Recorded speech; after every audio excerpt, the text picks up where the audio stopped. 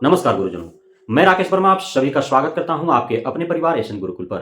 गुरुजनों, आप सभी को ज्ञात है कि आप अब तक आधिकारिक रूप से राज्यकर्मी का दर्जा प्राप्त नहीं कर पाए हैं और राज्यकर्मी का दर्जा प्राप्त करने अर्थात विशिष्ट शिक्षक बनने हेतु आप सभी को एक मामूली सी विभागीय परीक्षा जिसका नाम सक्षमता परीक्षा है, उसे उत्तीर्ण करना अनिवार्य है। इस हेतु नोटिफिकेशन जारी कर दिया गया है, लेकिन डिटेल्स नोटिफिकेशन अभी आने बाकी है।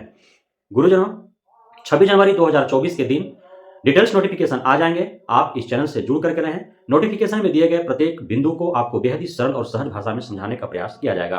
गुरुजनों, नोटिफिकेशन जो आएंगे 26 जनवरी 2024 को, उसमें आपको आवेदन कैसे करने हैं, आवेदन करते समय कौन कौन से डॉक्यूमेंट्स लगेंगे, कितने केबी का डॉक्यूमेंट्स अपलोड करना है, कितना केबी का फोटो लगेगा, फोटो लाइव लगेगा या फिर आपका पासपोर्ट साइज फोटो अपलोड करने होंगे, कौन कौन से डाटे फिल करने हैं, ये सारे आपको बताए जाएंगे। फी कैसे पेमेंट करना है, कितना पेमेंट करना है, सारे आपको जानकारी है।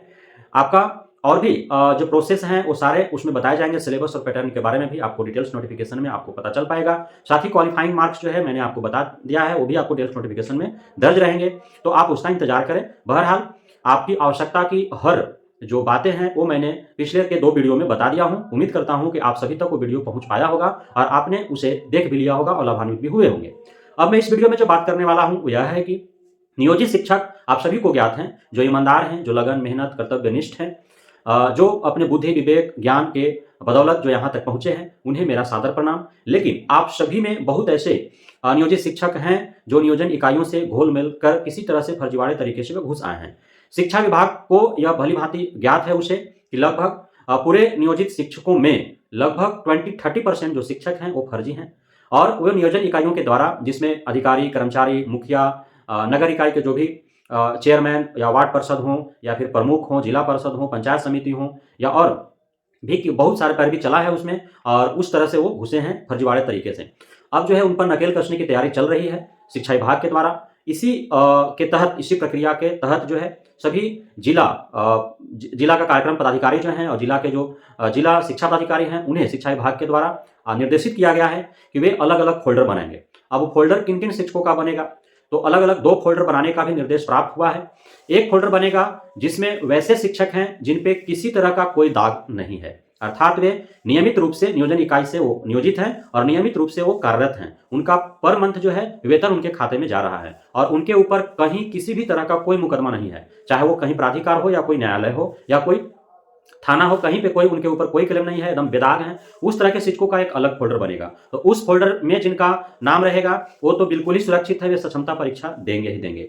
दूसरा फोल्डर तैयार होगा वैसे शिक्षकों का जो न्यायालय या प्राधिकार के द्वारा वो उस एक विशेष मामले के तहत वो नियोजित किए गए हैं या फिर कार्यरत हैं, उन शिक्षकों का जो है बनेगा। जैसे बहुत ऐसे शिक्षक हैं जो चैलेंज करके और न्यायालय से केस लड़ करके प्राधिकार के द्वारा जो है वो आकर के यहाँ पे नियोजित हुए हैं या फिर चयनित हुए हैं या फिर वे नियुक्त हुए हैं और वे कार्यरत हैं, तो उनका अलग से फोल्डर बनाना है।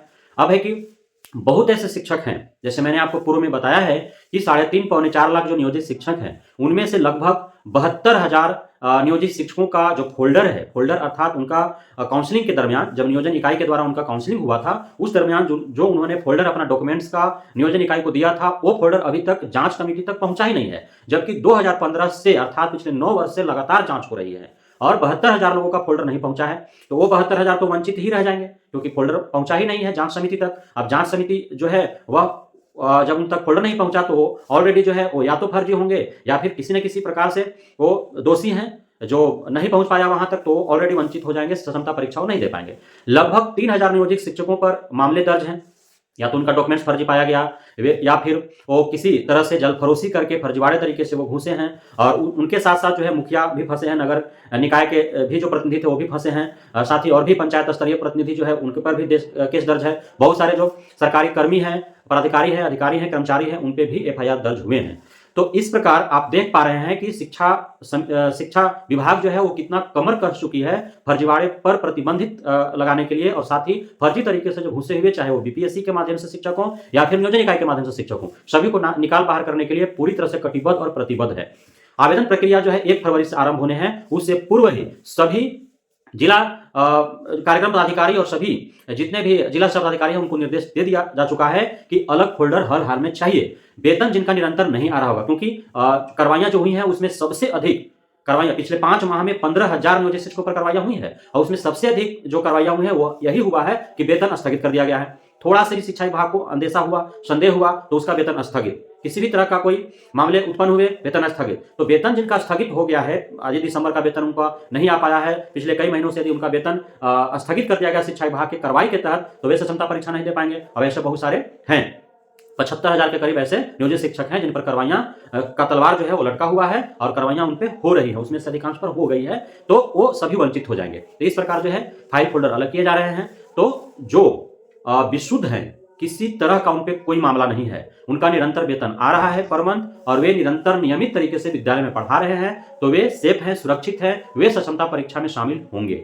लेकिन यदि किसी भी नियोजित शिक्षक पर किसी भी प्रकार की कार्रवाइयां हुई हैं, यदि उन पे FIR दर्ज है, न्यायालय में मामले चल रहे हैं, किसी भी प्राधिकार कहने का मतलब कि कहीं भी कोई शिक्षा विभाग के अंतर्गत या उससे जुड़े हुए जो भी शिक्षकों के ऊपर जो कार्रवाइयां होती हैं और उस मामले को जो देखता है, तो वहां से यदि मामले चल रहे हैं तो फिर वे जो है सक्षमता परीक्षा दे पाने में वंचित रहेंगे, वो नहीं दे पाएंगे। तो ये आपको ध्यान रखना है। साथ ही यदि आप सक्षमता परीक्षा देने जा रहे हो तो आपको ध्यान रखना है कि एडमिट कार्ड आपको हर हाल में सुरक्षित रखना है। यदि परीक्षा के उपरांत एडमिट कार्ड आपका खो जाता है, तो परीक्षा से पहले खो जाएगा तो आप दे ही नहीं पाएंगे, परीक्षा देने के बाद भी यदि खो जाता है एडमिट कार्ड तो फिर आपका काउंसलिंग नहीं होगा, आप योगदान नहीं दे पाएंगे। तो ये खासे ध्यान आपको रखने हैं। तो ये महत्वपूर्ण सूचनाएं थी आप सभी गुरुजनों के लिए। हमने सोचा कि आप तक यथाशीघ्र पहुंचा दिया जाए ताकि आप जो है प्रत्येक जो आउटपुट निकल रहा है शिक्षा विभाग से नियोजित शिक्षकों, विशेष शिक्षक और क्षमता परीक्षा को लेकर के आप उससे सतर्क और सहज रहे ताकि आपको आगे कोई कठिनाइयां ना हो। बहुत बहुत धन्यवाद आप सभी गुरुजनों का हमारे साथ जुड़े रहने के लिए, बने रहने के लिए, हमें इतना प्यार देने के लिए, हमें पर आशीर्वाद बनाए रखने के लिए, हम पे भरोसा बनाए रखने के लिए। जय हिंद।